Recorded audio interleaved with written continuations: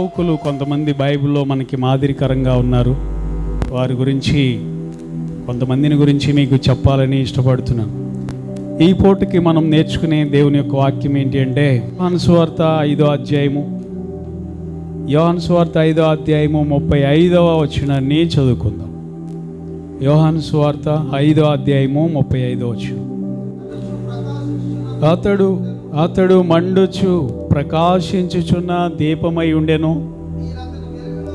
మీరు అతని వెలుగులో ఉండి కొంతకాలము ఆనందించుటకు ఇష్టపడి తీరి చాలు. ప్రియమైన సోదరులారా, చదివినటువంటి వాక్య భాగంలో బాప్తిస్మం ఇచ్చేటటువంటి యోహాను గురించి యేసు ప్రభువు వారు చెప్తున్నటువంటి మాట ఇది. చాలా చక్కని కొటేషన్ ఆయన చెప్తున్నారు. ఏంటి ఆ మాట అంటే, బాప్తిస్మం ఇచ్చే యోహాను ఎలాంటి వాడంటే అతడు మండుచు ప్రకాశించే దీపము అంటున్నాడు. మండని దీపాలు ఉన్నాయా? ఉన్నాయి. ఆరిపోయిన దీపాలు ఉన్నాయా? ఉన్నాయి. వెలుగుతూ ఆరిపోతూ ఉండే దీపాలు ఉన్నాయా? ఉన్నాయి, లేకపోలేదు. కానీ దేవుని సేవకుడైనటువంటి బాప్తిస్మం ఇచ్చే యోహాను ఎలా ఉన్నాడంటే వెలుగుతూ ఆరిపోయేలాగా లేడు. కొన్నాళ్ళు వెలిగి తర్వాత ఆరిపోవడం, మళ్ళీ వెలిగి మళ్ళీ ఆరిపోవడం అలాగన లేడు. లేకపోతే కొంతమంది ఒక్కసారిగా వెలిగి ఒక్కసారి ఆరిపోతారు, అలాగున లేడు. లేకపోతే ఏదో వెలగాలి కనుక వెలుగుతుంది దీపము అన్నట్లుగా లేడు. కానీ అతడు ఎలా ఉన్నాడని యేసు ప్రభువు చెప్తున్నారంటే అతడు మండుచు ప్రకాశించుచున్నటువంటి దీపమై ఉండెను అని మనం చూస్తున్నాం. దేవునికి మహిమ కలుగును గాక. దేవుని బిడ్డలారా, ఈ రోజున దేవుడు మనలను కూడా కోరుకునేది అదే. ఈ అంచె దినాల్లో, ఈ దుర్దినాల్లో, పాపము విస్తరిస్తున్నటువంటి దినాల్లో మనము కూడా ఈ పాప లోకంలో మండుచు ప్రకాశించేటటువంటి ప్రకాశమానమైనటువంటి దీపములుగా ఉండాలని ప్రభు కోరుకుంటా ఉన్నాడు. దేవునికి మహిమ కలుగును గాక. యెషయా గ్రంథం 60వ అధ్యాయంలో అంటాడు కదా, చూడుము భూమిని చీకటి కమ్ముచున్నది, కటిక చీకటి జనములను కమ్ముచున్నది. చీకటి భూమిని కమ్ముచున్నది. చీకటి ఏం కమ్మట్లేదే. ప్రతిరోజు సూర్యుడు వస్తున్నాడు కదా, ప్రతిరోజు వెలుగు వస్తుంది కదా, చీకటి ఎక్కడ కమ్ముతుంది అని మనం అనుకుంటాం. కానీ చీకటి అంటే ఏ చీకటి అంటే పాపం అనే చీకటి కమ్ముకుంటుంది ఈ భూలోకాన్ని. ఈ లోకాన్ని అంధకారము ఆవరిస్తుంది. రోజు రోజుకి పాపము పెరిగిపోతూ ఉంది, విచ్చలవిడితనము ఎక్కువైపోతూ ఉంది, భయంకరమైన శాపము ఈ భూమిని ఏలుతున్నటువంటి దినాల్లో మనం జీవిస్తూ ఉన్నాం. చిన్నవారు మొదలుకొని పెద్దవారు వరకు అందరూ కూడా పాపాత్ములైపోయి అంధకారంలో జీవిస్తున్నటువంటి ఈ దినాలలో దేవుడు మనలను ఒక దీపముగా పెట్టాడు. పాస్టర్ నాని బాబు గారిని దేవుడు ఈ ప్రాంతానికి ఒక దీపంగా పెట్టాడు. ఆమేన్.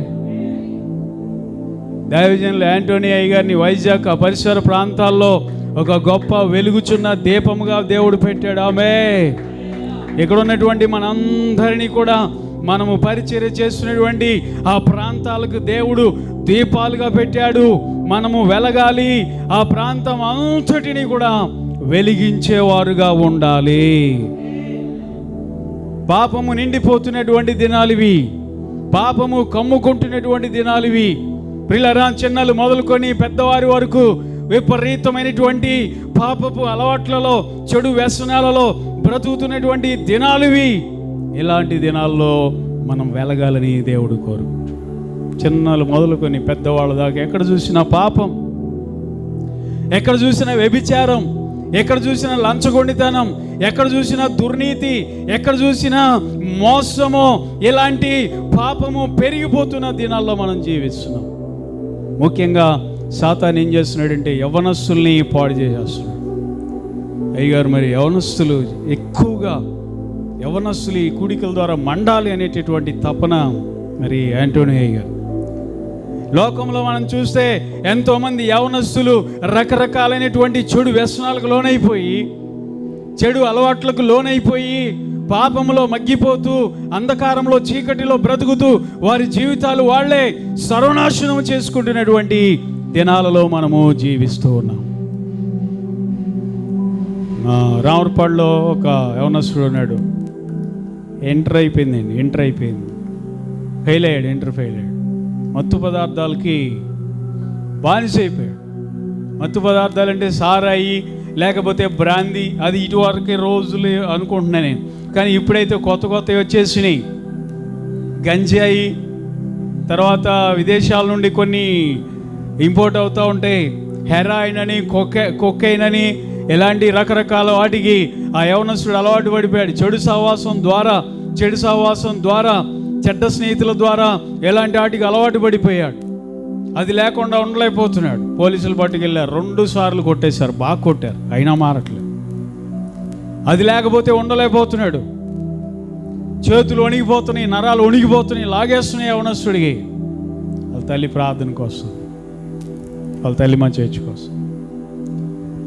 2 రోజులు అది లేట్ అయిందంటే, 2 రోజులు అది ఆలస్యం అయిందంటే పిచ్చెక్కిపోయినట్టు ప్రవర్తిస్తాడంటే ఇంట్లో.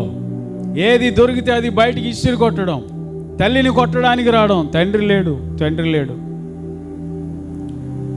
ఇలాగన ఆ ఇంటి మీద నుండి పైకెక్కి కిందకు దూకేయడానికి ప్రయత్నాలు చేయడం, అది దొరకట్లేదని చెప్పి విచ్చలవిడిగా ప్రవర్తించడం, మెంటలెక్కిన వాళ్ళగా ప్రవర్తించడం. పిల్లలు అలా జీవించేవాడు. ఎందుకు చెప్తున్నానంటే దేవుని కృపను బట్టి అతడు ఇప్పుడు విడిపించబడ్డాడు.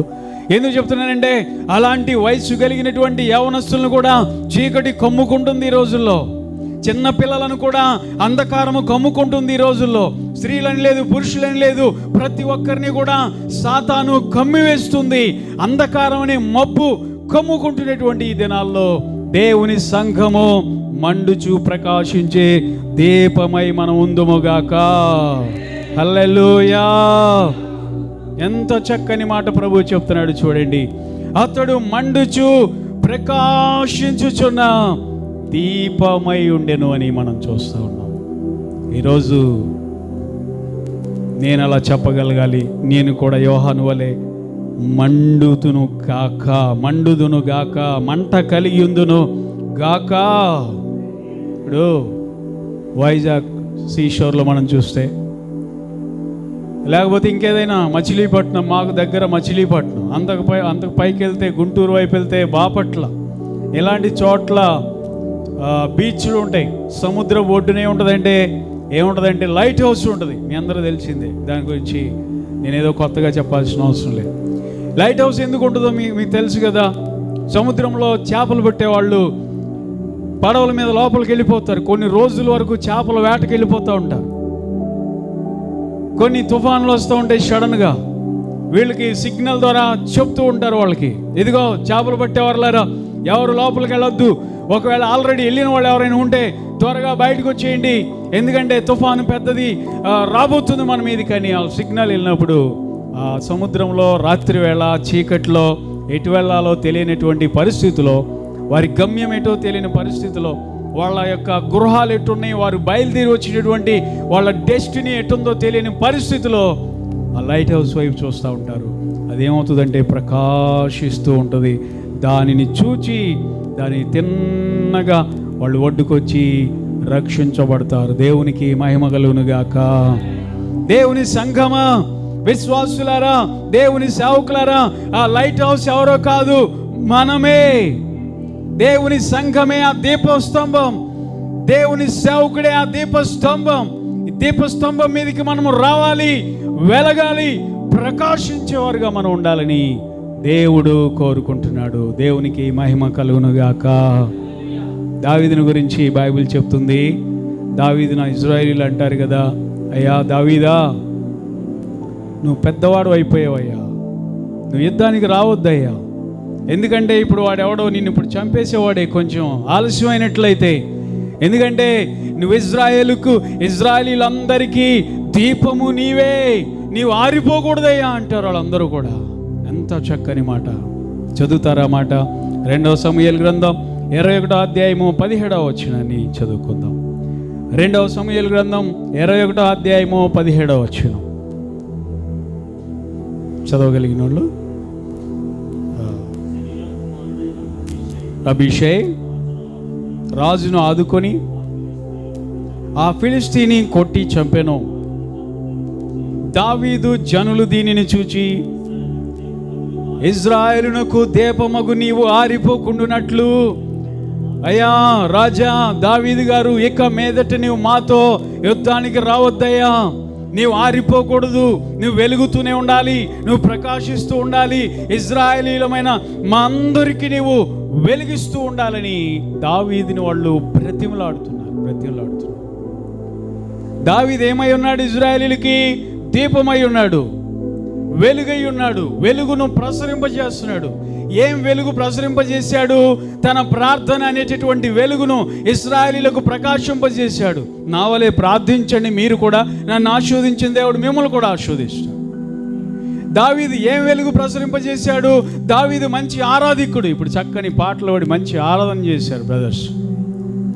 దావీదు ఇంకా గొప్ప ఆరాధికుడు. చిన్నప్పటి నుండి కూడా ప్రజలందరి ఎదుట దేవుని ఆరాధిస్తున్నాడు. మీరు కూడా నా వలే దేవుని ఆరాధించండి, నన్ను ఆశీర్వదించిన దేవుడు మిమ్మల్ని కూడా ఆశీర్వదిస్తాడని ఆరాధన అనే వెలుగును ప్రకాశింపజేస్తున్నాడు ఇశ్రాయేలీయుల్లో. అంతేకాదు, నేను యథార్థతను అనుసరించి నడుచుకుంటున్నాను, నీతిని అనుసరించి నడుచుకుంటున్నాను, మీరు కూడా నా వలే నీతిని అనుసరించండి, యథార్థతను అనుసరించండి, నన్ను ఆశీర్వదించిన దేవుడు మిమ్మల్ని కూడా ఆశీర్వదిస్తాడని ఇలాగున తనలో ఉన్న వెలుగును ప్రజలకు ప్రకాశింపజేస్తూ ఉన్నాడు. వెలుగంటే అదే మనలో ఉండే నీతి క్రియలు, మనలో ఉండే ప్రార్థన జీవితం, మనలో ఉండే యథార్థత, మనలో ఉండే నమ్మకత్వం, మనలో ఉండే విధేయత, మనలో ఉండే దీనత్వము, ఇదంతా కూడా మనం ఈ లోకానికి ప్రకాశింప చేయాలి. అనేకులు మన వెలుగుకు వచ్చుదురుగాక. హల్లెలూయా. చూడండి ఎంత చక్కని మాట బాప్తిస్మం ఇచ్చే వాని గురించి. అతడు మండుచు ప్రకాశిస్తున్నాడు అంట. మీరు ఆయన వెలుగు యొద్దకు వెళ్ళారు అంటున్నాడు యేసు ప్రభు. నేను కూడా అడుగుతాను మిమ్మల్ని, బాప్తిస్మం ఇచ్చే యోహాను మండుచు ప్రకాశించే దీపం అయితే మరి యేసు ప్రభు వారు ఏమై ఉన్నాడు? యేసు ప్రభు వారు ఏమై ఉన్నాడు? ఆయనే వెలుగై ఉన్నాడు. ఆమె ఓ చక్కని మాట చదివాను యేసు ప్రభు వారి గురించి. ఏంటి అంటే, ఆయన జబూలూను నఫ్తాలి ప్రాంతాలకు వెళ్ళాడంట ఒకానొక సమయంలో. ఆ ప్రజలు ఎవరంటే చీకటిలోను మరణాంధకారంలోనూ కూర్చుని ఉన్నవాళ్ళంట. ఇంతకుముందు దాని మీద దేవుడు మబ్బు కలుగ చేశాడంట ఆ ప్రాంతాల మీద. ఎప్పుడైతే యేసు ప్రభు వారు ఆ ప్రాంతాలకు వెళ్ళాడో, చీకటిలోను మరణాంధకారంలోనూ కూర్చున్న ప్రజలు గొప్ప వెలుగును చూసిరి. గొప్ప వెలుగు చూశారు. చదువుతారా మాట? మత్తయి సువార్త 4వ అధ్యాయము 16వ వచనాన్ని చదువుకుందాం. నజరేతును విడిచి జెబూలూను నఫ్తాలియను దేశముల ప్రాంతములలో సముద్ర తీరమందలి కాపురముండెను.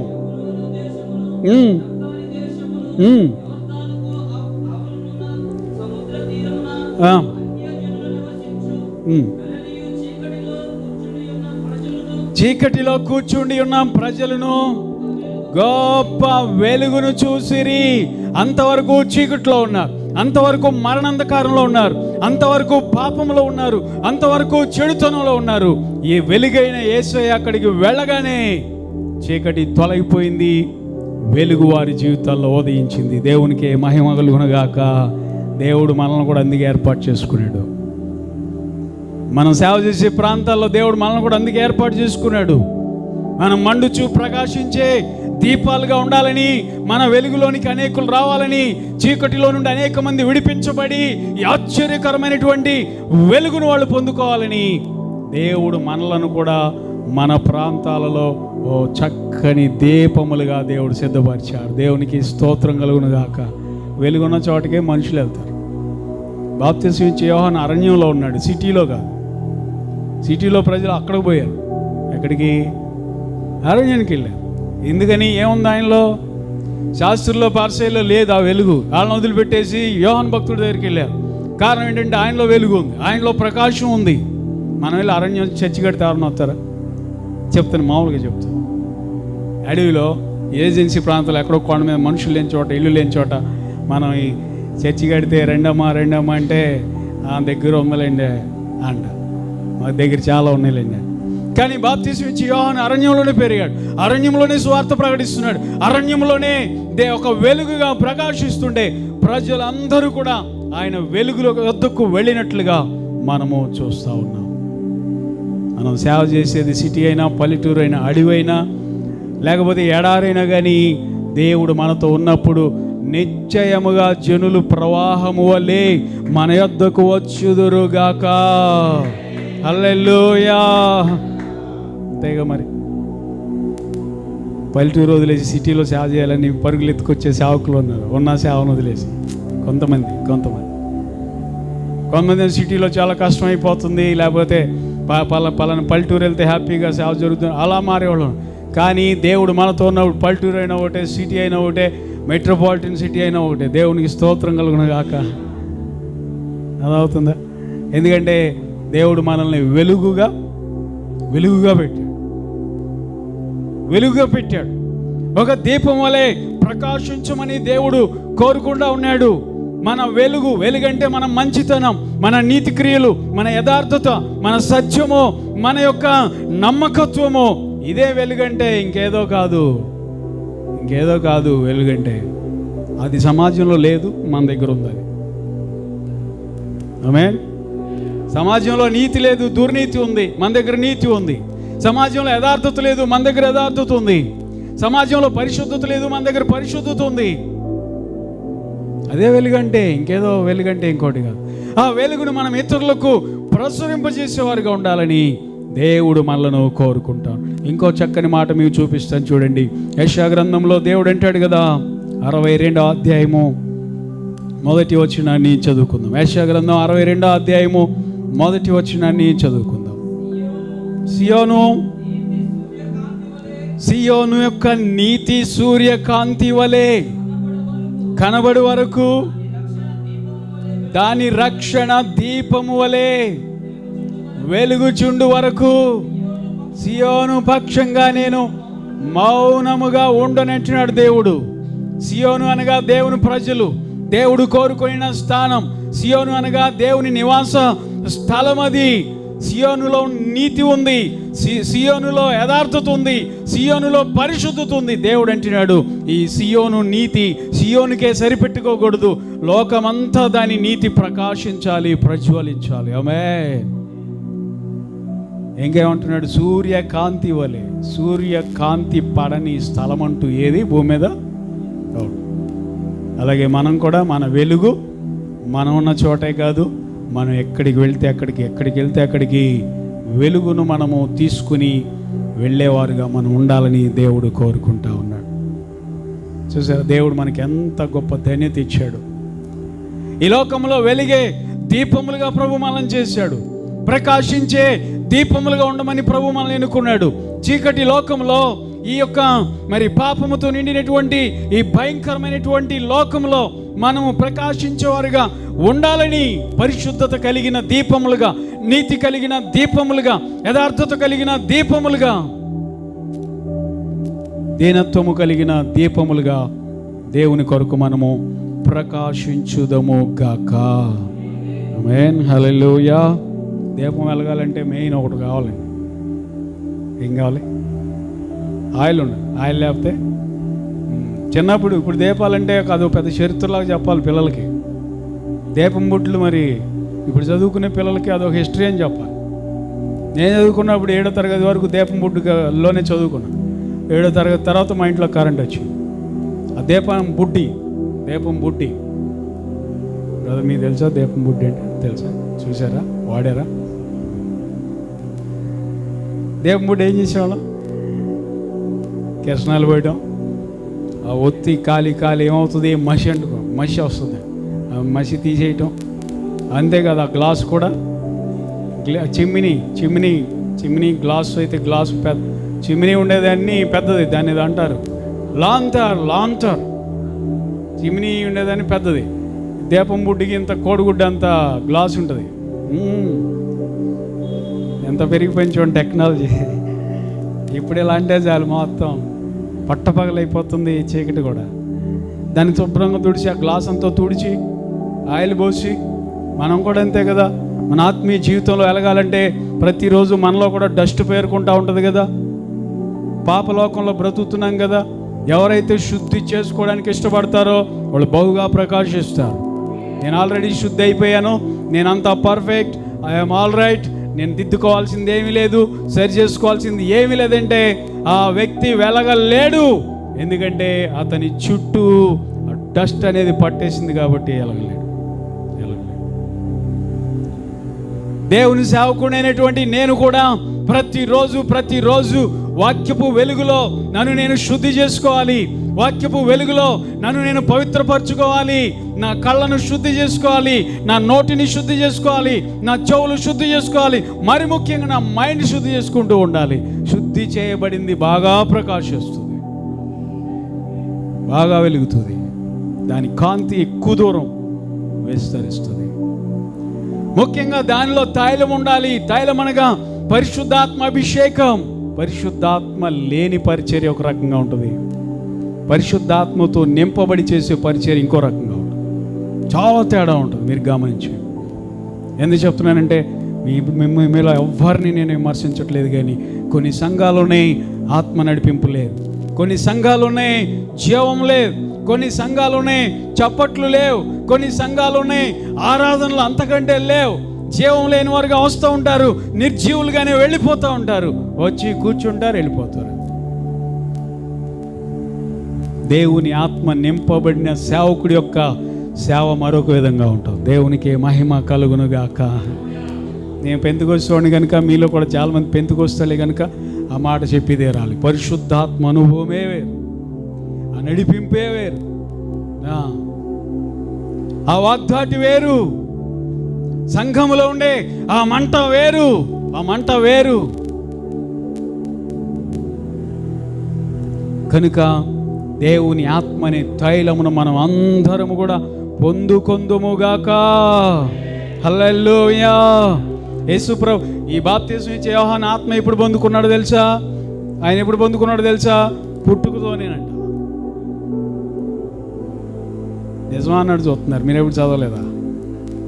లోకాసువార్త 1వ అధ్యాయం 14 వచనం. అతడు ప్రభు దృష్టికి గొప్పవాడై ద్రాక్ష రసమైనను మద్యమైనను త్రాగక తన తల్లి గర్భమున పుట్టినది మొదలుకొని పరిశుద్ధాత్మతో నిండుకొనిన వాడై. ఎప్పటి నుంచంట? తల్లి గర్భమున పుట్టినది మొదలుకొని పరిశుద్ధాత్మతో నిండిపోయాడంట బాప్తిస్మం ఇచ్చే యోహాను. చూడండి ఎంతో చక్కని మాటలు ఆయన గురించి. అతడు ప్రభు దృష్టికి గొప్పవాడై. ఈ రోజున మన గొప్పతనము మనుషుల దృష్టిలో కాదు.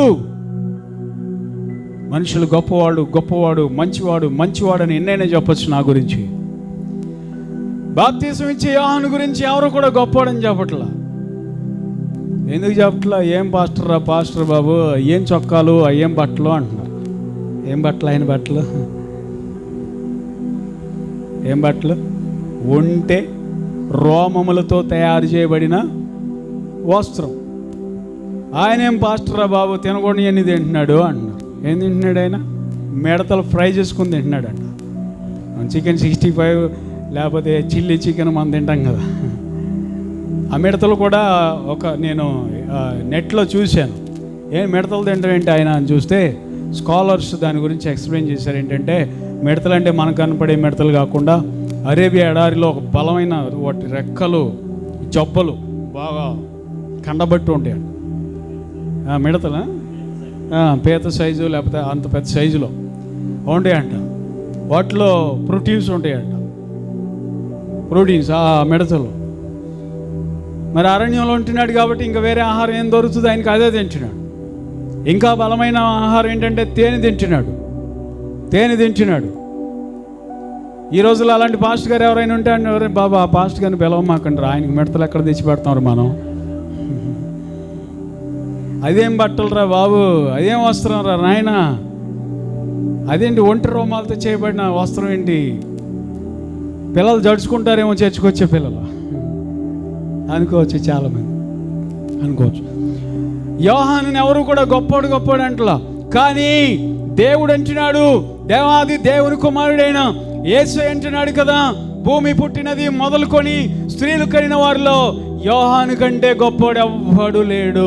చప్పట్లు కొడదాం ఒకసారి యోహాను గారికి. ఆయన కంటే గొప్పోడు ఎవడు కూడా యేసు ప్రభువు వారు అన్న మాట. ఈ రోజున నీ సంఘస్థులు నిన్ను గొప్పోడు అనకపోవచ్చు, నీ సంఘ పెద్దలు నిన్ను గుర్తించకపోవచ్చు. నీ ప్రార్థన జీవితం, నీ యథార్థత, నీ నమ్మకత్వం, నీ భక్తి, నీ ఉపవాసం మనుషులు గుర్తించకపోవచ్చు. వదిలే, మనుషులతో అసలు పనే లేదు మనకి. వాళ్ళు గుర్తిస్తే ఎంత, గుర్తించకపోతే ఎంత. మనల్ని గుర్తించేవాడు ఒక ఆయన ఉన్నాడు, పరలోకం నుండి మనల్ని చూస్తున్నాడు. ఆమె పాస్టర్ గారికి చాలామందికి ఇదే నిరుత్సాహం వస్తుంది. నేను కూడా అనుభవంతో చెప్తున్నాను. ఎందుకంటే నేను ఎంత కష్టపడి పని చేస్తుంటే నన్ను ఎవరు గుర్తించట్లేదు. విశ్వాసులు అర్థం చేసుకోండి, మా సంస్థ నాయకుల కంటే అసలు నేను లెక్కలోనే లేవు. ఎవరు అర్థం చేసుకోవట్లేదు, ఈ ఊరోళ్ళు అర్థం చేసుకోవట్లేదు. నేను ఎంత నమ్మకంగా ఉన్నాను, ఎంత యథార్థంగా ఉన్నాను, ఈ ఊరోళ్ళు నన్ను అర్థం చేసుకోవట్లేదు. ఎవరు అర్థం చేసుకోవక్కర్లా. వాళ్ళు అర్థం చేసుకునేవాడే, చేసుకోపోయిన వాడే, మనందరినీ అర్థం చేసుకునేవాడు ఉన్నాడు. ఆయనే మన ప్రభు అయిన యేసయ్యా. హల్లెలూయా. చూస్తాడు చూస్తాడు చూస్తాడు, నీ పరిచర్యను చూస్తాడు, నీ ప్రార్థన చూస్తూనే ఉంటాడు, నీ యథార్థతను చూస్తూనే ఉంటాడు, నీ తగ్గింపు, నీ దీనత్వము చూస్తూ ఉంటాడు. ఒక్కసారి నిన్ను అమాంతంగా పైకి లేపుతాడు. హల్లెలూయా. మన దేవుడు అన్యాయస్తుడు కాదు. మనుషులు కొంతే చూస్తారు, మనుషులైతే పై రూపాన్ని చూస్తారు, మనుషులైతే బాహ్యాన్ని చూస్తారు. కానీ మనం ఆరాధించే దేవుడు మన అంతరంగాలను చూస్తున్నాడు, అంతరంగాన్ని చూస్తున్నాడు. దావీదుని చూశాడు చూశాడు చూశాడు, ఒక్కరోజు పైకి లేపాడు ఆయన.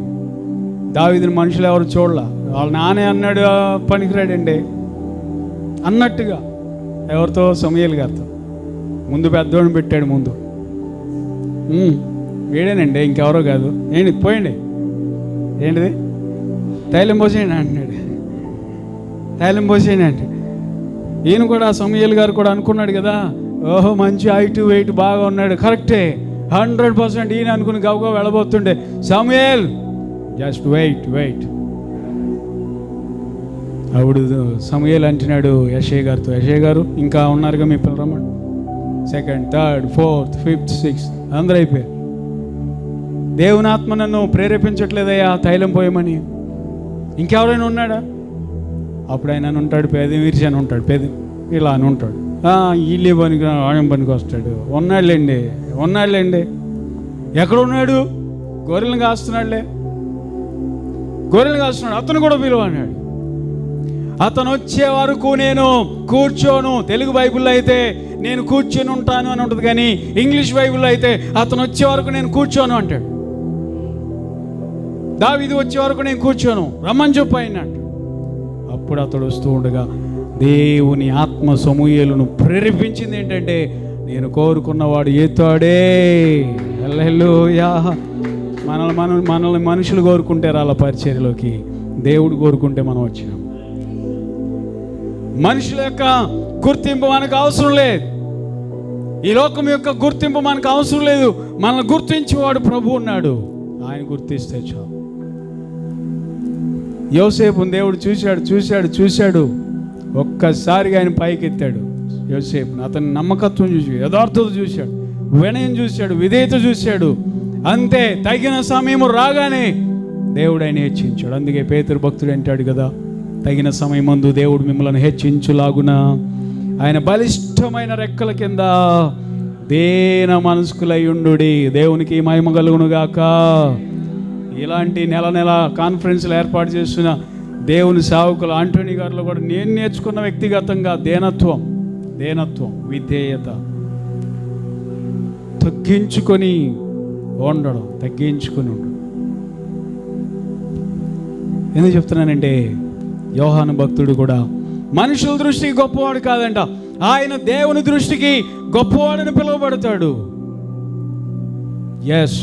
అలాగే పిలువబడ్డాడు బాప్తిస్మం ఇచ్చే యోహాను. ఆయన పుట్టుకతోనే దేవుని ఆత్మతో పుట్టాడు. ఆయన తల్లి గర్భమున పుట్టినది మొదలుకొని పరిశుద్ధాత్మతో నిండుకొనినటువంటి వాడు. ఈ రోజున మనం కూడా దేవుని ఆత్మతో నింపబడితే ఆ అభిషేకం వేరు, ఆ నడిపింపు వేరు, ఆ యొక్క ఆలోచనలు వేరు, ఆ తెలివి వేరు, ఆ యొక్క అద్భుతాలే వేరు. దేవునికి మహిమ కలుగును గాక. కనుక ఈ రోజున మనము మండాలి, మనం ప్రకాశించాలి అంటే దేవుని ఆత్మ తైలాభిషేకం మన మీదకి దిగి రావాలి. దేవుని యొక్క అభిషేకం మన మీద నిలిచి ఉండాలి. నిలిచి ఉంటే ఇంకా మనము ప్రకాశించేవారుగా ఉంటాం. మన వెలుగు ఇంకా అనేకులు పొందుకొందురుగాక. హల్లెలూయా. ఈరోజున మనం మండాలి. మీ అందరికీ చెప్పేంత యోగ్యుడిని కాకపోవచ్చు, మనం ప్రకాశించాలి. నాతో కలిపి చెప్పుకుంటున్నాను. మంట కలిగినటువంటి, తృష్ణ కలిగినటువంటి, రోషం కలిగినటువంటి సేవకులుగా మనం ఉండాలని ప్రభువు కోరుకుంటున్నాడు. రోషం తగ్గిపోయి, మంట చల్లారిపోయి, కొత్తలో ఉన్న మంట ఇప్పుడు ఉండదు. కొంతమంది సేవకు వచ్చిన కొత్తలో, అందుకే మన ఆంధ్రప్రదేశ్ వాళ్ళ గురించి ఒక సామెత ఉంది, ఆంధ్రులు ఆరంభ. బయట జనరల్గా సేవకుల గురించి కాదు, మొత్తం ఆంధ్రప్రదేశ్లో ఉన్న ప్రజలందరి గురించి.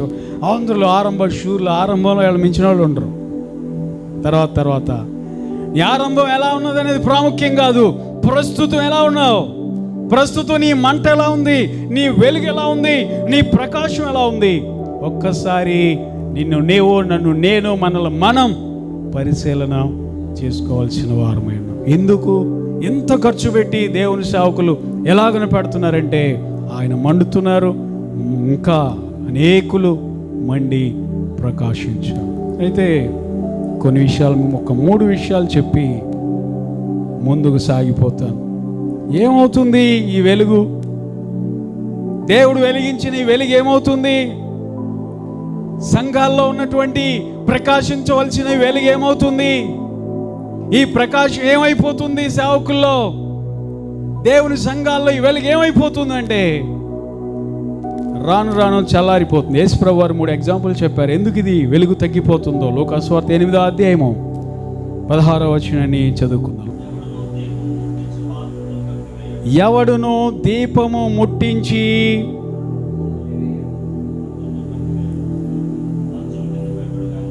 మంచము కింద పెట్టడు గాని లోపలికి వచ్చి వారికి వెలుగు అగపడవలెనని దీపస్తంభం మీద పెట్టుదురు. ఈ రోజున మంచం కింద పెడుతున్నారు దీపం, వెలుగు. మంచం అనగానే నిద్ర. వెలిగించబడినటువంటి సంఘం, వెలిగించబడినటువంటి సేవకుడు, వెలిగించబడినటువంటి సార్వత్రిక సంఘం ఏమవుతుందంటే నిద్రావస్థలోకి వెళ్ళిపోతుంది. ప్రియులారా, ఆ రోషం తగ్గిపోయి, వెలుగు తగ్గిపోయి, ఆ మంట అనేది తగ్గిపోయి నిద్రావస్థలోకి వెళ్ళిపోతుంది. నిద్ర అంటే నిర్లక్ష్యం, నిద్ర అంటే అశ్రద్ధ, నిద్ర అంటే సోమరితనం. మంచం దేనికి సాదృశ్యం అంటే సోమరితనానికి సాదృశ్యం. మన చిన్నప్పుడు రోజుల్లో అయితే మంచం పొద్దున్న లేవగానే మంచం ఎత్తి అవతల పడేసేవాడు, గోడ కాంచేసేవాడు. ఇప్పుడు అట్లా కాదు. మంచం రోజంతా 24 hours పడుకునే ఉంటుంది. రా రా రా అంటుంది. అలసిపోయావు, ఇప్పుడు దాకా స్వార్థకి వెళ్ళి అలసిపోయిందా, పడుకో. ఇది వరకు ఉన్న రోజులు ఆరోగ్యంగా ఉండేవాళ్ళు. ఉదయాన్నే లేవగానే మంచం ఎత్తేసి పక్కన పెట్టేసి గోడ కాంచేసేవాడు, లేకపోతే బయట పెట్టేసేవాడు. మంచం ఏమవుతుందంటే ఆకర్షించేస్తుంది. నువ్వు చాలా అలసిపోయావు, పడుకోవద్దు అనట్లేదు, నిద్రపోవద్దు అనట్లేదు. శరీరానికి నిద్ర అవసరమే, నిద్రపోవాల్సిన టైంలో నిద్రపోవాలి. కానీ దేవుని సేవ చేయాల్సినటువంటి సమయంలో, దేవుడు మనకు అప్పగించినటువంటి ఆ బాధ్యత విషయంలో నిద్రపోతే అది తప్పు. ఉదాహరణకు మనం గ్రేట్ సర్వెంట్ ఆఫ్ గాడ్ గుర్తొస్తాడు పరిశుద్ధ గ్రంథం.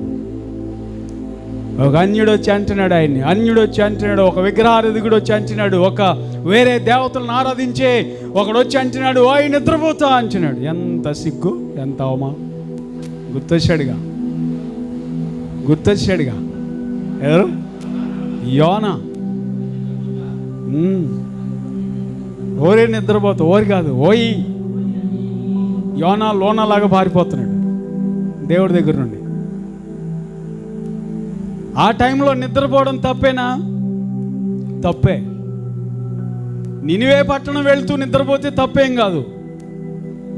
నినివే పట్టణం వెళుతూ, దేవుడు వెళ్ళమన్న పట్టణానికి వెళుతూ, టైం దొరికింది కనుక విశ్రాంతి తీసుకుందాం, ఇప్పుడు పనేమి లేదు కనుక కాసేపు పడుకుందాం అని పడుకుంటే తప్పు ఎంత మాత్రం కూడా కాదు. ఎందుకంటే దేవుడు కోరుకున్న లైన్లోనే ఉంటాడు కాబట్టి. నినివేకి కానీ ఇప్పుడేమో నినివేకి వెళ్లకుండా తార్షీషుకు బయలుదేరి వెళ్తున్నాడు. లైన్ తప్పాడు, మార్గం తప్పాడు, దేవుని చిత్తాన్ని తప్పాడు, దేవుని ఉద్దేశాన్ని నెరవేర్చకుండా వేరే రూట్లో వెళ్తున్నాడు, రాంగ్ రూట్లో వెళ్తున్నాడు. పైగా భయము భక్తి లేకుండా నిద్రపోతున్నాడు. ఏ మాత్రం భయం లేదు. అయ్యో, నేను దేవుని పని చేయకుండా ఇంట్లో పండుకుంటున్నానే, దేవుని పని చేయకుండా సెల్ ఫోన్తోనే కాలం గడిపేస్తున్నానే రోజంతా. యోనా గారు దేవుని పని చేయకుండా టీవీలో చెత్త చెదారం అంతా పెట్టుకొని టైం గడిపేస్తున్నానే, ప్రార్థన చేయడానికి ఫోన్లు చేస్తున్నారు. వాళ్ళు బాగాలేదంట, వీళ్ళకి బాగాలేదంట, వెళ్ళాలి. ఏ చీకు చింత లేకుండా ఫోన్లతో టీవీలతో కాలం గడిపేసి నిద్రపోయే నిద్రమత్తులే యోనాకు సాదృశ్యంగా ఉన్నారు. నిద్రపోవాల్సిన టైంలో నిద్రపోవాలి, లేకపోతే మనకి మైండ్ సరిగ్గా పని చేయదు. నిద్ర తక్కువ అయితే మైండ్ పని చేయదు సరిగ్గా, రకరకాల జబ్బులు వచ్చేస్తాయి. నిద్రపోవడం తప్పు కాదు, దేవుని సేవను నిర్లక్ష్యం చేసి నిద్రపోవడం చాలా తప్పు, చాలా తప్పు. దేవుడు వదిలిపెట్టలేదు యోనా. దేవుడు వదిలిపెట్టాడండి? వదిలిపెట్టలేదు. ఈ రోజున సంఘాలు నిద్రావస్తులు. ఇంటి పక్కన జరిగే గృహకూటానికి విశ్వాసులు రాలేకపోతున్నారు. దాన్ని ఏమంటారు? నిద్రపోతులు అనరు, సోమరిపోతులు అనరు. పాస్టర్ గారికి ఫోన్ చేసి ప్రార్థన చేయడానికి రమ్మంటే పని ఉందలే, రేపు వస్తా అని కొంతమంది లేరు. వాళ్ళని ఏమనరు? సోమరిపోతులు. అందుకే బైబిల్ చెప్తుంది, సోమరి చేమల కాలేజీకి వెళ్ళు. ఒక సోమరుడు అన్నాడంట, నేను వెళ్ళాను కానీ చేమలని రమ్మని నా దగ్గరికి అన్నాడు. వాడింత గొప్పడు చూడండి. చేమల దగ్గర నేను వెళ్ళను కానీ ఆటినే రమ్మను, నేను నేర్చుకుంటాను. చేమలు నేర్పిస్తాయంట కాలేజీలో. చేమలు మంచి తెలివి కాలయి. వాటి తలకాయ మన తలకాయ ఎంత ఉంటుందా? చేమే మన తలకాయ ఎంత ఉండదు. చేమే చిన్న, దాని తలకాయ ఎంత ఉండదు చూడు.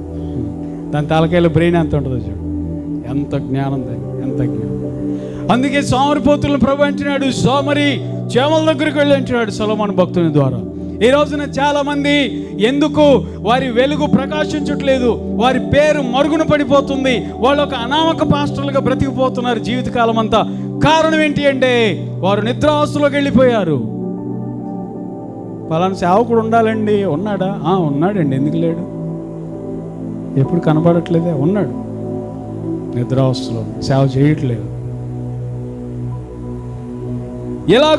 ఇలాగున చాలామంది దేవుని పరిచర్య చేయకుండా, దేవుని యొక్క చిత్తాన్ని నెరవేర్చకుండా, తామేదో అలసిపోయినట్లు, చేసింది చాలు అనుకున్నట్లు, ఎంతకంటే ఏం అక్కర్లేదు అనుకున్నట్లుగా తాము సంతృప్తి చెంది అశ్రద్ధ చేసి, దేవుని సేవను అశ్రద్ధ చేసి, నిర్లక్ష్యం చేసి, అనవసరంగా కాలయాపన చేస్తూ బ్రతికిపోతున్నటువంటి వారు చాలామంది ఉన్నారు. ఈరోజు మనం అలా ఉండకుందుముగాక, మంట కలిగిన వారుగా ఉందుముగాక, సోమరితనాన్ని జయించేవారుగా మనం ఉందుముగాక. ఇప్పుడే కష్టపడాలంటే వయసు అయిపోతే కష్టపడు. నాకు 45 ఏళ్ళు ఇప్పుడు. మా పెద్దమ్మాయి నీట్ లాంగ్ టర్మ్ తీసుకుంది, కాలేజీలో జాయిన్ చేయడానికి వెళ్తే ఎవరమ్మా మీ అన్నయ్య అంటున్నాడే. దేవుడికి స్తోత్రం కలుగును గాక. దేవుని దేవాలు ఏంటంటే తిండికి ఆశపడను, తిని ఏమంటారు, మధ్యప్రదేశ్ పెరిగిపోయి, మా సంస్థ నాయకులు చెప్తారు, మధ్యప్రదేశ్ పెరిగితే ఉత్తరప్రదేశ్కి ఏమి ఎక్కదంట. ఈ మధ్యప్రదేశ్ పెరిగితే ఇక్కడి నుంచి nothing will go to Uttar Pradesh, nothing will go to north. తిండికి పెద్దగా ఆశపడి నేను తిండిని జయించే కృప దేవుడు ఇచ్చాడు, సెల్ ఫోన్ జయించే కృప దేవుడు ఇచ్చాడు. అవసరమైతే దాన్ని బయటికి తెత్తలే, దాన్ని నోరు మూసేస్తాడు. టీవీని జయించే కృప దేవుడు నాకు ఇచ్చాడు. ఈ మధ్య పురుషులు కూడా ఆ దీపానికి అలవాటు అవుతున్నారంటగా. ఆ దీపానికి టైం అవగానే చక్కగా స్నానం చేసి వచ్చి రెడీగా దాని ముందు కూర్చుంటున్నారంటగా. ఏ దీపం అండి? ఈ దీపం కాదు, అది కార్తీక దీపం అంట. ఇదేం విడ్డారమో, ఇదేం విచ్చారమో, కరోనా వచ్చిన కాడ నుండి మగవాళ్ళు దానికి అలవాటు అయ్యారంట. ఎంత విచారం, ఎంత బాధ.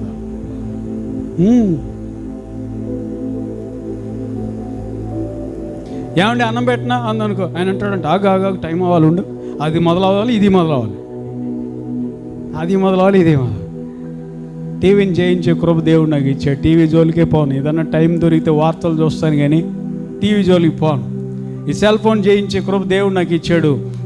పద్దాకా ఈ పని పాట వదిలేసి దీని ఎంకసొత్త కూర్చోను. ఏమండి, సమయం అవసరమైనప్పుడే దీన్ని చూడటానికి దేవుడు నాకు సహాయం చేస్తున్నాడు. ఎందుకంటే ఈ రోజున జయము లేని జీవితాలు కలిగిన వాళ్ళు చాలామంది ఉన్నారు. నిర్లక్ష్యం చేసి, దేవుని పరిచర్య నిర్లక్ష్యం చేసి, చేయాల్సిన సమయంలో చేయకుండా కూర్చొని ఆరోగ్యం పోయిన తర్వాత మనం ఏం చేయాలన్నా చేయలేము. ఏం చేయాలన్నా చేయలేము. నేను ఏదైనా చేయగలుగుతా, ఇప్పుడే చేయగలుగుతా. మధ్య వయసు కాబట్టి, వయసు దాటిపోతే అస్సలు ఏం చేయలేదు. మీలో నాకంటే చిన్నవాళ్ళు కూడా ఉన్నారండి. నాతో పాటు సమాన వయసు కలిగిన వాళ్ళు ఉన్నారు. ఉంటే మహా అయితే నాకంటే కొంచెం పెద్దవాళ్ళు ఉన్నారు. అయిపోయిన తర్వాత ఏం చేయగలుగుతాం మనం? కొంతమంది ఏమండి, చిన్న వయసు అంతా కూడా లోకంలో గడిపేసి, యవన వయసు అంతా కూడా లోకంలో గడిపేసి, ముసలోళ్ళు అయిపోయినాక నేను సేవకొత్తా అని బయలుదేరుతారు సంచించుకుని. తాటికాయ తిని తిని తిని తిని చీకేసి ఆ ట్యాంక్ ఇచ్చి తినమంటే ఎవడు తింటాడు?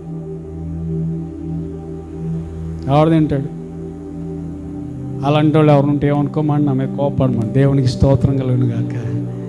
చెప్తున్నాను. ఇంటర్మీడియట్ సెకండ్ ఇయర్ చదివేటప్పుడే నా జీవితం దేవుని సమర్పించుకున్నాను. 16-17 సంవత్సరాల వయసులో. మా నాన్నగారు పాస్టర్ గారు కూచిపూడి దగ్గర బట్ల పెనుమర్ అనే ఊరు మాది. పింగళి వెంకయ్య గారు జాతీయ జెండాను తయారు చేసిన వ్యక్తి, ఆయన స్వగ్రామం. ఇంటర్మీడియట్ చదివేటప్పుడే నేను దేవుని పట్టబడ్డా. ఇంటర్ సెకండ్ ఇయర్ కూడా సరిగా చదవకుండా అయిపోగానే బైబిల్ ట్రైనింగ్కి వచ్చాం. మా నాన్నగారు కోరిక అది. నా 2 కుమారులు, దేవాన్ని సేవ చేయాలి, నీకోసం వాళ్ళు మండాలి, నీకోసం వెలగాలని మా నాన్నగారికి కోరిక, తపన. 95 to 97 జైన్ బైబిల్ కాలేజీలో ట్రైనింగ్ అయ్యాను. అది అయిన తర్వాత ఓఎంకి వెళ్ళాను, హైదరాబాద్ ఆపరేషన్ మొబిలైజేషన్ అనే సంస్థకి వెళ్ళాను. అక్కడ 1 సంవత్సరం పాటు మాత్రమే ఉన్నాను. తర్వాత వచ్చి నాన్నగారి సేవలో సహాయపడటం ప్రారంభించారు. 2004లో రామర్పాడులో సంస్థ నాయకులు అభిషేకించి పెట్టారు. ఆ 2004 నుండి ఇప్పటి వరకు కూడా దేవుని సేవ నమ్మకంగా చేయడానికి దేవుడు ఎంతగానో కృప చూపిస్తున్నాడు. ఎందుకంటే ఆయన కృప కలిగిన దేవుడు. హల్లెలూయా. ఎందుకు చెప్తున్నానంటే, బలం ఉన్నప్పుడే చేయగలుగుతాం, ఆరోగ్యం ఉన్నప్పుడే చేయగలుగుతాం, జ్ఞానం పనిచేస్తున్నప్పుడే చేయగలుగుతాం. అన్నీ దాటిపోయినప్పుడు, వయసు అయిపోయినప్పుడు, జ్ఞానం అయిపోయినప్పుడు, బలం అయిపోయినప్పుడు మనం ఏమీ చేయలేం. మండడం అంటే ఇప్పుడే మండాలి, రోషం అంటే ఇప్పుడే రావాలి, పట్టుదల అనేది ఇప్పుడే కలగాలి. దేవునికి మహిమ కలుగును గాక. రామర్పాడులో అందరు అన్యులు, అందరు అదర్ క్యాస్ట్లో వాళ్ళే. చాలా గడ్డు, మారితే గుడ్డు.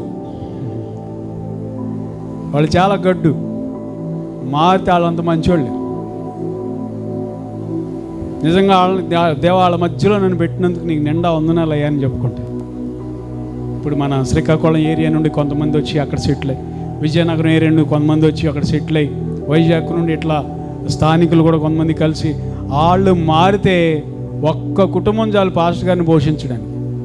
అంత భక్తి చూపిస్తారు స్థానికుల కంటే. నిజంగా వాళ్ళంటే అంత ప్రేమ నాకు. మా సంఘంలో చాలామంది వాళ్ళే, ఎక్కువ మంది వాళ్ళే. 17వ సంవత్సరం రామర్పాడికి వచ్చి నేను దేవుని కృపను బట్టి అయ్యగారు, మన యాంటోనీ అయ్యగారు మా సంఘానికి వచ్చారు. 2 రోజులు దేవుడు అద్భుతంగా వాడుకున్నారు ఆయన్ని. యూత్ మీటింగ్లో, అలాగే మెయిన్ చర్చిలో, బ్రాంచ్ చర్చిలో కూడా దేవుడు ఎంతో బలంగా ఆయన వాడుకున్నారనమాట. మా సంఘస్థులందరూ ఎంతో సంతోషించారు. ఎందుకు చెప్తున్నానంటే, ఈ రోజున ఎందుకు దీపం ఆరిపోతుంది, ఎందుకు వెలుగు ఆరిపోతుంది చాలామందిలో?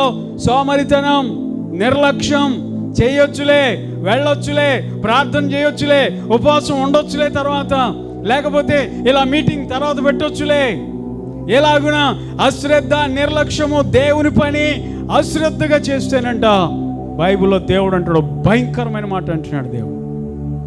యెహోవా పనిని అశ్రద్ధగా చేయవాడు వయసు ఇచ్చాడు, ఆరోగ్యం ఇచ్చాడు, జ్ఞానం ఇచ్చాడు. ఈరోజున ఎంతోమంది మనలాంటి దైవ సేవకులు ఈరోజు సజీవ లెక్కలో లేరు. కరోనా వచ్చి అమాంతంగా కబళించేసింది, తీసుకొని వెళ్ళిపోయింది. అందుని బట్టి నేను దేవుని సజీవ లెక్కలో ఉంచినందుకు దేవుని ఎంతో స్తుతిస్తాను. కరోనా అనేది నాలాంటి వాళ్ళకి త్వరగా రావాలి. యాక్చువల్గా నాకు జలుబు, ఇస్నోఫిలియా, ఎలర్జీ అది ఉండే వాళ్ళకి త్వరగా వచ్చే అవకాశాలు ఉన్నాయి. దేవుని స్తుతిస్తా. దేవా, ఈరోజు నేను బతుకున్నానంటే నా యొక్క గొప్పతనం కాదు, నా భక్తిని బట్టి కాదు, నా నీతిని బట్టి కాదు, ఇది కేవలం నీ కృపేనైనా, నీ కృపను బట్టి నేను ఇలా ఉన్నానయ్యా అని చెప్పి దేవుని నేను ఎంతగానో స్తుతిస్తూ ఉంటాను. దేవునికి మహిమ కలుగును గాక. ఎందుకని ఈ రోజున వెలుగు ఆరిపోతుంది అనేక మందికి. ఈరోజు మీరు అందరూ వెలుగుతున్నారు. దేవునికి మహిమ కలుగును గాక. ఈరోజు మీ ప్రాంతాల్లో, మీ యొక్క గ్రామాల్లో, మీ యొక్క సంఘాల్లో దేవుడు మిమ్మల్ని సేవకు పంపించినటువంటి ఆ పరిసర ప్రాంతాల్లో మీరు ఎంతగానో వెలుగుతున్నారు, ప్రకాశిస్తున్నారు. కానీ ఈ రోజున చాలా మంది సేవకులు ఆరిపోతున్నారు. కారణం ఏంటి అంటే, మనకంటే ఎక్కువగా ప్రకాశించవలసిన వాళ్ళు, మనకంటే ఎక్కువగా వెలగవలసిన వాళ్ళు ఆరిపోతున్నారు. కారణం ఏంటంటే సోమరితనం, అశ్రద్ధ, నిర్లక్ష్యం.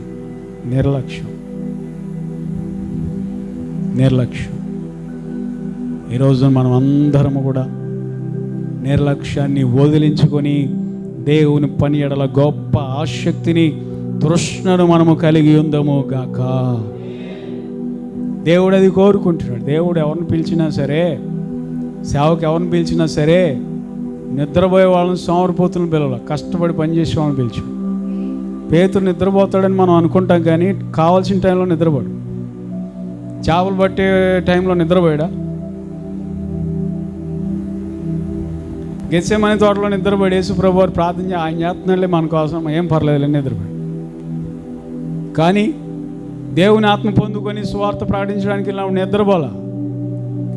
యేసు ప్రభుని అలా సిలువేసినట్టు నన్ను వేయొద్దు, నేను దానికి పాత్రునికి అవసరమైన తల కిందకి వేసుకొని పోండి తెగించి మాట్లాడాడు. ప్రభు కోసం ప్రాణాన్ని అర్పించాడు. అలాంటి వారిని దేవుడు పిలిచాడు, సోమరిపోతులను పిలవలేదు. ఈ రోజున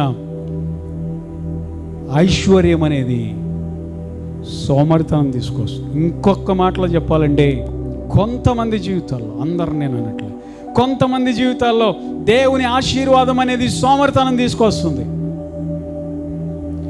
దేవుడు ఆశీర్వదించడం వలన సోమరులు అయిపోతున్నారు. దేవుడు మంచి ఇల్లు ఎత్తున్నాడు, అమ్మయ్య ఏసీ వచ్చేసింది, చాలు హ్యాపీ. ఆశీర్వాదాలు సోమరితనాన్ని తీసుకురాకూడదు. దేవుని దీవెనలు మందమతితనాన్ని తీసుకురాకూడదు. దేవుని ఆశీర్వాదాలు సుఖాలకు అలవాటు పడే స్థాయికి మనం తీసుకురాకూడదు. శరీర సౌఖ్యాలు మనం కోరుకోకూడదు. ఏసీలో ఉండడానికి అలవాటు పడాలి, నాన్ ఏసీలో ఉండడానికి అలవాటు పడాలి, బిల్డింగ్లో స్వార్థ ఇవ్వడానికి అలవాటు పడాలి, మండు టెండలో రేకుల షెడ్లో కూడా వాక్యం కూటం పెట్టడానికి కూడా సిద్ధంగా ఉండాలి.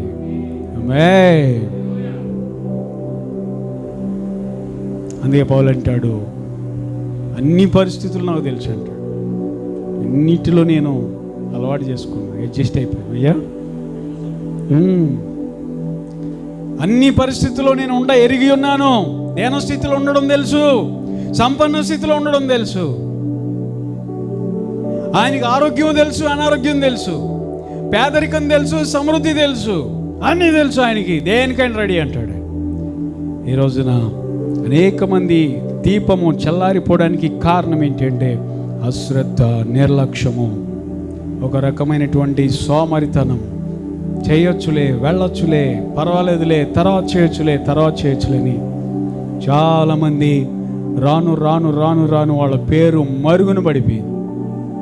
వాళ్ళు సేవ చేస్తే ఈరోజు వాళ్ళ పేరు ఈ వైజాగ్లో మారుమోగేది, కానీ వాళ్ళ పేరు మరుగున పడిపోయింది. వాళ్ళ యొక్క కాంతి తగ్గిపోయింది, వాళ్ళ వెలుగు తగ్గిపోయింది, వాళ్ళ ప్రకాశము తగ్గిపోయింది. కారణం ఏంటి అంటే సోమరితనం. దేవునికి మహిమ కలుగును గాక. రెండవది ఏంటి అంటే, యేసు ప్రభు వారు చెప్పిన మరొకటి ఏంటంటే, ఎందుకు ఈ వెలుగు ఆరిపోతుంది, ఎందుకు కాంతి తగ్గిపోతుంది, సార్వత్రిక సంఘంలో సేవకులలో ఎందుకు వెలుగు చల్లారిపోతుంది అంటే మరొక బలమైన కారణం యేసు ప్రభు వారు చెప్తున్నారు. మత్తయి సువార్త 5వ అధ్యాయము 15వ వచనంలో. మత్తయి సువార్త 5వ అధ్యాయం 15వ వచనం. చాలు, మనుషులు దీపము వెలిగించి కొంచెము కింద పెట్టారు కదా. ఏంటి కొంచెం? ఇంకో చోట ఏమో పాత్రతో కప్పివేయడు కదా అని మనం. ఏంటి కొంచెం? ఏంటి? ఎవరికైనా తెలుసా కొంచెం అంటే ఏంటో? వ్యాపారం. అదే, దాన్ని ఎందుకు పెడతారు? దాన్ని కొలత.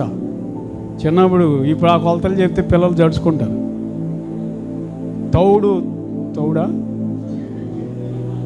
Tavva, right, very good. తవ్వ.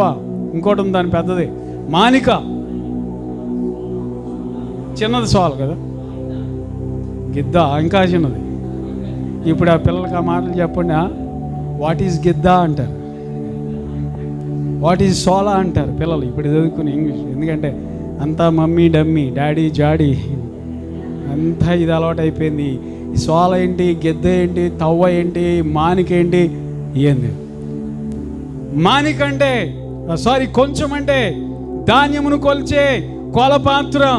ఈ రోజున చాలా మంది వెలిగించబడి ప్రకాశమునందుతూ దేవుని వెలుగు పొందుకొని ఒకప్పుడు బాగా వెలిగి సువార్తలో, సేవలో, క్రైస్తవ జీవితంలో, వారి ఆత్మీయ జీవితంలో బాగా ఈ వెలిగి రాను వ్యాపార దృక్పథంలోకి తీసుకెళ్ళిపోతున్నారు. సేవని వెలుగు చల్లార్చుకుంటున్నారు. ఎక్కడ చూసినా చాలా విచారం, బాధాకరమైన విషయం. నేను అందుకే దైవజనుని బట్టి, అయ్యగారిని బట్టి నేను ఏదో పొగుడుతున్నాను కాదు, ఆయన పొగడాల్సిన అవసరం కూడా నాకు లేదు. నేను ఇక్కడికి మళ్ళీ ఇంకోసారి రావాల్సిన అవసరం అంతకంటే లేదు. ఊరికి చెప్తున్నా, నేను అయ్యగారిని బట్టి ఎందుకు సంతోషిస్తున్నాను అంటే ఆయనకు వచ్చిన ధనమంతా సేవలో ఖర్చు పెడుతున్నాను, సేవకుల కోసం.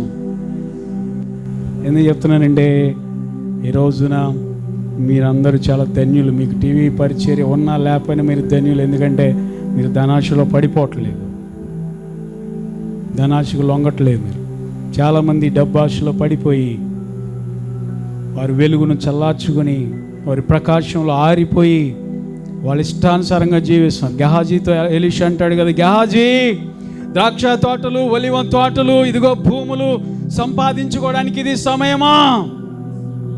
చదవండి 2వ రాజుల గ్రంథం, చదివి సహాయం చేయండి. 5వ అధ్యాయము 26వ వచనం. అంతటా ఎలీషా ఆ మనుష్యుడు తన రథము దిగి నిన్ను ఎదుర్కొనుటకు దిగి వచ్చినప్పుడు నా ఆత్మ నీతో కూడా రాలేదా? తర్వాత అంటున్నాడు చక్కని మాట, ద్రవ్యమును, వస్త్రములను, ఒలివ చెట్లను, ద్రాక్ష తోటలను, గొర్రెలను, మేకలను సంపాదించుకోవడానికి, దాసులను సంపాదించుకోవడానికి ఇది టైము, ఇది ఆ సమయమా? అయ్యా ఎలీషా గారు, మరి ఏ సమయం ఇది అంటే, నశించిపోతున్న ఆత్మల యొద్దకు వెళ్ళి వారిని వెదికి వారికి సువార్తను అందించి ప్రభు యొద్దకు తీసుకుని వచ్చే సమయం ఇది. ద్రాక్ష తోటలు అమరావతిలో 6 ఎకరాలు అంట, గ్రేటర్ వైజాగ్లో 20 సెంట్లు అంట ఓ పాస్టర్ గారికి.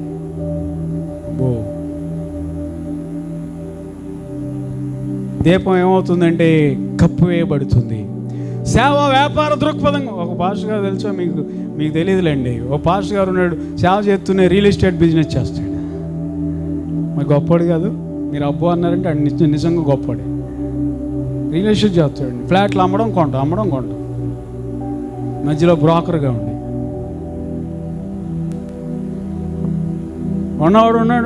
ఉన్నవాడు ఉన్న చోట ఉండకుండా ఒకసారి నన్ను అడిగాడు, సురేష్ నువ్వు కూడా కొంటావా అని.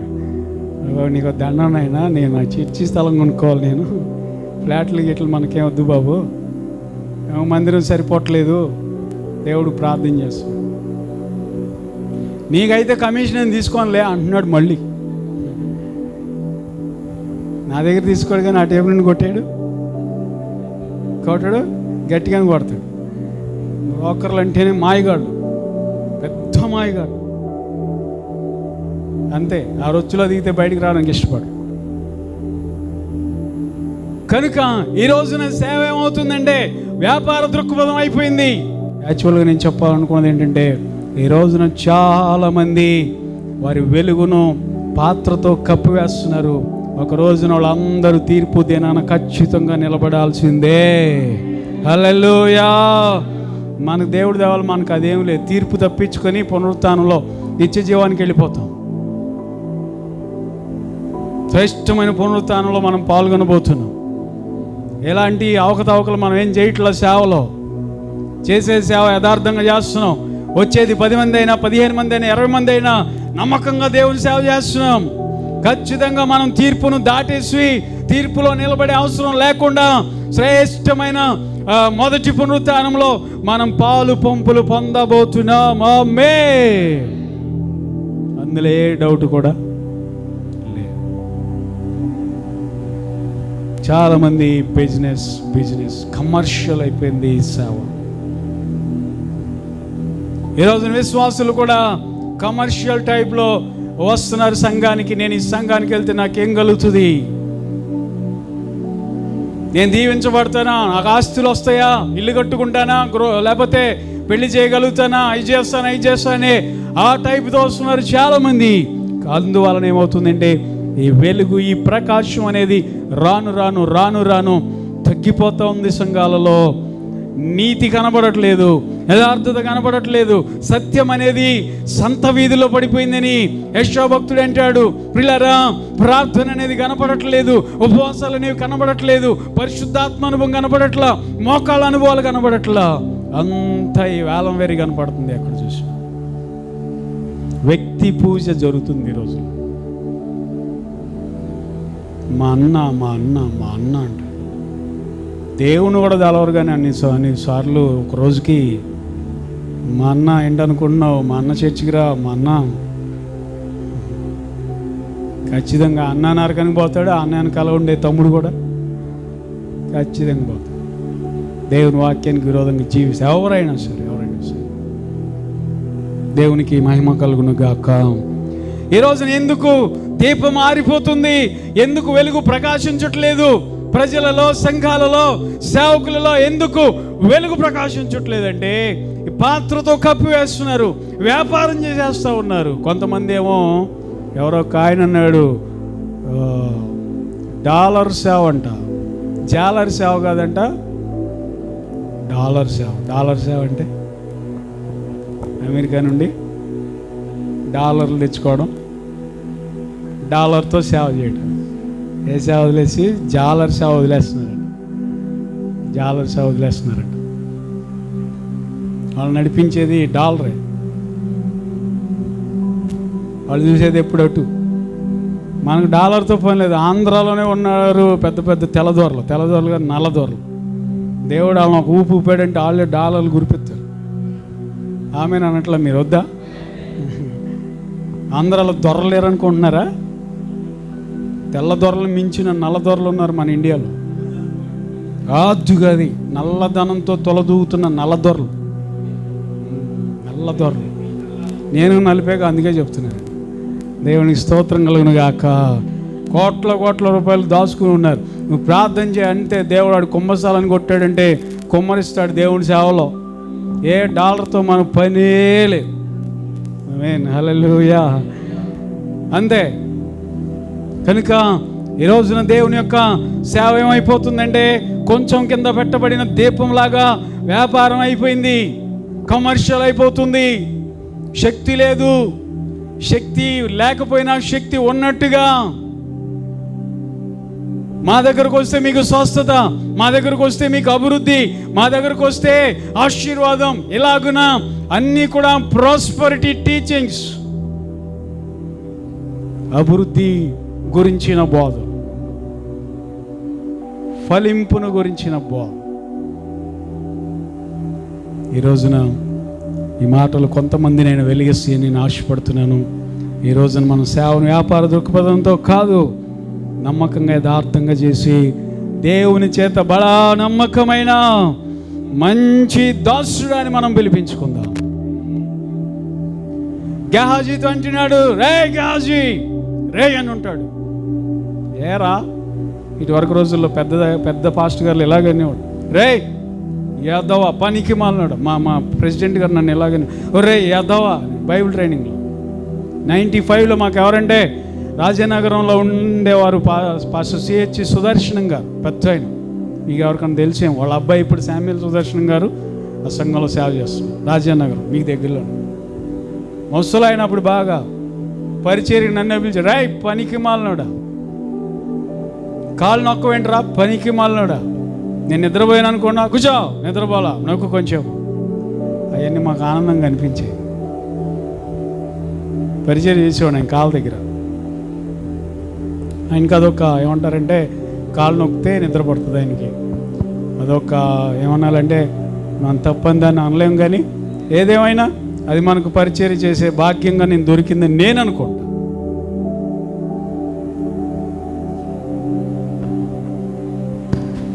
అనేవాడు, రే పనికి మాలినాడు ఏం చేస్తున్నావురా, బెల్లి కొట్టి ఏం చేయబోతుంటే నా బట్టలు ఆవిడ ఉతుతారా, ఒరే యాదవ అనేవాడు. ఇట్లాగే ఆయన అదవన్నంత మాత్రం నేనేమి యాదవని కాల, పనికి మాలినోడి కాల. ఓసారి అన్నాడు, రే నువ్వు కాటి కాపురుగా కూడా పనికిరావురా అన్నాడు. కాటి కాపురు అంటే ఎవరు? మశానం దగ్గర శవాలను తగలబెట్టను కానీ పూడ్చిపెట్టాడు, పనికిరావురా అని నవ్వుకునేవాడిని అంతే. అయ్యా మీరు ఎన్ని తిట్టిన మాకు దీవెనలు ఇలా అనుకునేవాడు. ఆశీర్వాదం ఆశీర్వాదం, నీతిమంతులు నన్ను గద్దించుట నాకు తైలాభిషేకం. దేవునికి మహిమ కలుగును గాక.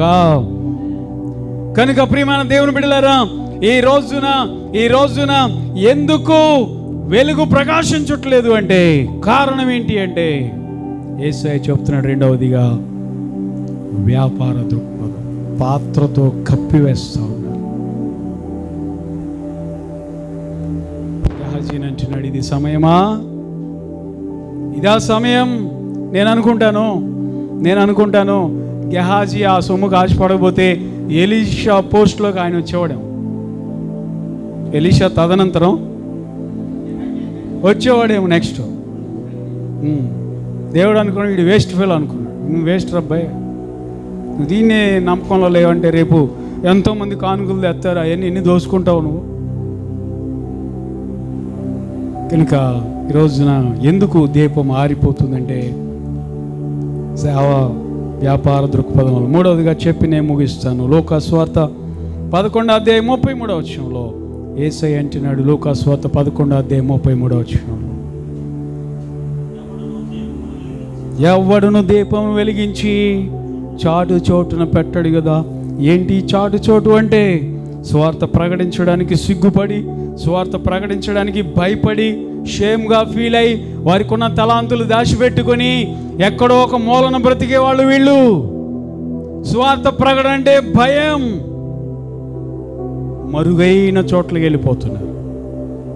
దేవుడేమో నువ్వు స్వార్థ ప్రకటించాలి అంటే వాళ్ళేమో నా వల్ల కాదు. పేతురు యోహానులు కూడా అలాగే వెళ్ళిపోయారు. యేసు ప్రభు వారు చనిపోయి పునరుద్ధరణుడై తిరిగి వెళ్ళిపోయిన తర్వాత పేతురు అన్నాడు, అందరు మీటింగ్ పెట్టాడు శిష్యులందరూ. ఏంటి కథ చెప్పండి, ఏం చేద్దాం. వెళ్ళిపోయాడు ఆయన. ఇక మరి అసలు లేచాడు లేదు మనకే తెలియదు. మన సంగతి ఏంటి, మనకు బోవాట దొరుకుద్ది, ఏం చేద్దాం. వాళ్ళు అన్నారు, ఏం చేద్దాం నువ్వే చెప్పండి. నేను చేపలు పట్టుకోవడానికి పోతాను. అభిషేకాన్ని కోల్పోయి, మహిమను కోల్పోయి, శక్తిని కోల్పోయి మళ్ళీ సముద్రంలోకి వెళ్ళిపోయారు. ఈరోజు నువ్వు సేవలో నాగట్టి మీద చేయబెట్టి వెనక్కి తిరగాలనుకుంటున్నావా? దేవుడు నీతో మాట్లాడుతున్నాడు, వెనక్కి తిరగవద్దు, కొనసాగించేవాడు యేసే. హల్లెలూయా. ఎన్ని ఆటంకాలు కలిగినా, ఎన్ని అభ్యంతరాలు కలిగినా, ఆటుపోట్లు ఎదురైనా, వ్యతిరేకతలు వచ్చినా ప్రభు మనలను ముందుకు నడిపించగలిగిన సమర్థుడు. ఆయనకు అసాధ్యమైంది ఏది కూడా. వెళ్ళిపోయినటువంటి వాళ్ళను కూడా యేసు ప్రభు వారు తిరిగి మళ్ళీ సేవలోకి తీసుకొచ్చాడు. పేతురు, ఎక్కడికి వెళ్తావయ్యా? నువ్వు నన్ను ప్రేమించట్లేదా? ప్రేమించిన వాడు అయితే ఎక్కడికి వెళ్తావు? నన్ను వదిలిపెట్టి చేపలు పట్టుకుంటావా? ఇదేనా నన్ను ప్రేమించింది? చేపలు పట్టుకుంటావా? ఇందుక నేను పిలిచింది, ఇందుక నీకు అభిషేకం ఇచ్చింది, ఇందుగా ఆత్మ నింపదలు ఇచ్చింది, ఇందుగా నీకు శక్తిని ఇచ్చింది అని దేవుడు ఆయన సరి చేసి మళ్ళీ సేవలో తీసుకొచ్చాడు. ఈరోజు చాలామంది చోటున ఉంటున్నారు. సువార్త ప్రకటించలేక సిగ్గుపడుతూ, భయపడుతూ జీవిస్తున్నారు. ఏం భయపడాల్సిన అవసరం లేదు. మనం నమ్మిన దేవుడు సజీవుడు, సర్వశక్తిమంతుడు. ఎలాంటి ఆటుపోట్లు ఎదురైనా, ఎలాంటి విపత్కరమైన పరిస్థితులు ఎదురైనా వాటిలో గుండా దేవుడు మనల్ని ముందుకు నడిపించగలిగిన శక్తిగల దేవుడు మన దేవుడు.